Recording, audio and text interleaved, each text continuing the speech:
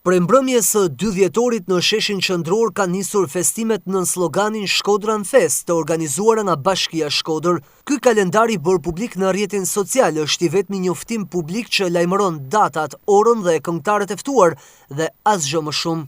Zero transparencë për paratë e shpenzuara, kush janë financuesit e këtyre organizimeve dhe cilat janë pagesat e kryera ndaj artistëve, një pjesë të cilëve edhe pse performojnë playback marrin nga 15.000 deri në 30.000 euro për më pak se një orë që dalin në skenë. Sheshi mbushur nga turmat e qytetarëve shërben më pas për propagandën e kryetarit të Bashkisë së Shkodrës Benet Beci, që bashkë me administratën e tij maskon në dritat e festimeve e lojrave me promovimin turistik të Shkodrës pa bërë asnjë transparencë. TV1 Channel ju referua buxhetit të miratuar për vitin 2025 dhe fondeve të përcaktuara për aktivitetet kulturore, ku Shkodran Fest nuk rezulton i zbardhur dhe i detajuar sa i përket shpenzimeve në fjalë që duhet të përmbajë një kalendar i tillë.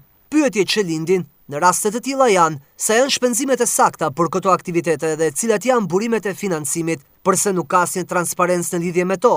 A janë këto aktivitete një mjet për promovimin e interesave të grupeve të caktuara? Sigurisht që askush nuk është kundër festimeve dhe promovimit të Shkodrës dhe aktiviteteve artistiko-kulturore që janë gjithmonë të mirëpritura, por ato duhet të jenë të menaxhuara në mënyrë të kujdesshme dhe transparente, duke u mundësuar qytetarëve të jenë të informuar dhe të përfshihen në vendimarrje. Kryebashkiaku në detyrë dhe administrata vendore nuk mund të veprojnë me paratë publike sipas dëshirave dhe orekseve të tyre, në një kohë kur në lojë janë miliona para që hidhen.